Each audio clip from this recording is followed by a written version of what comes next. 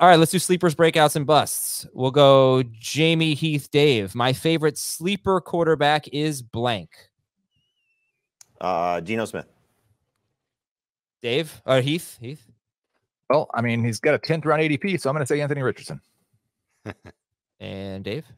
I love both those picks. I will give some love to Jared Goff as a sleeper quarterback. Okay. So you guys all have Richardson ranked the highest, right? Yeah. Yes. Goff, Smith, and I almost think it maybe this is like a echo chamber thing, because I don't see other people loving Richardson. The fact that we just ran off some ADPs where Richardson's lower than we have him ranked, I think we collectively see him differently than a lot of other people do. There are a lot, and I see this on Twitter. There are a lot of people who think that Anthony Richardson might not start this year. There are even a lot of people who don't think he's going to start the first half of the season. He just took all the first team reps yesterday in practice. Hey, they've been going. Go ahead. No, I was going to say, are you okay that you are now the second member of the Gardner Minshew fan club that you've been passed? Adam Azer is in.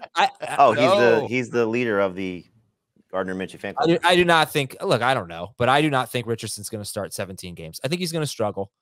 And it was a Michael Pittman conversation where I said I'm so low on Pittman. I'm so low on Richardson that I should be higher on Pittman because I think Pittman would be pretty good with Minshew. But look. The thing is, my anti-Richardson argument has always been about where you guys have him ranked. Right. I will not make any argument, which is top 10. I will not make any argument against Richardson at his ADP. I think this is less of an Anthony Richardson discussion than it is a philosophy discussion.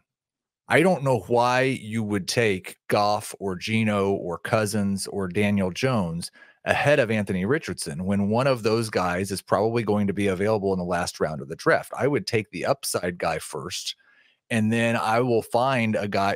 And I would even go so far, and I've said this before, unless your league is full of Adam Azers who are going to all draft 2 or 3 quarterbacks in a 1 quarterback league, I think you can probably stream 19 fantasy points per game, maybe even 20 fantasy points per game. Mm-hmm. So it doesn't really matter what Anthony Richardson's floor is. It doesn't matter what Tua's floor is.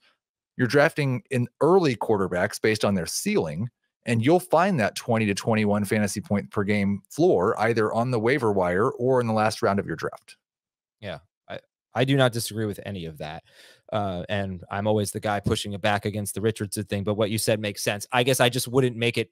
I wouldn't intentionally miss out on the top 8 quarterbacks to draft Richardson. Agreed. No. Okay. I'm just going to throw out 2 guys as sleepers here. They are 2 QB league sleepers. Ryan Tannehill and Jimmy Garoppolo are about QB 30.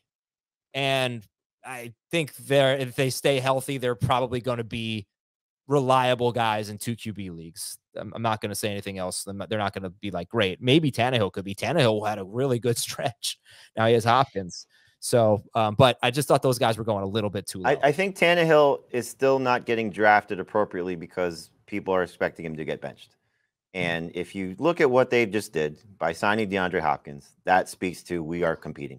Mm-hmm. And if they're competing, they are sticking with Tannehill until he gets hurt. And so if he stays healthy, it will be Tannehill in majority. I couldn't agree more with his call. Now, Garoppolo is so interesting.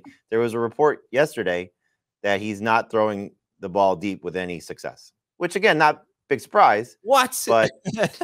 But you know, it's just like, okay, at what point, if they're bad, does he get pulled?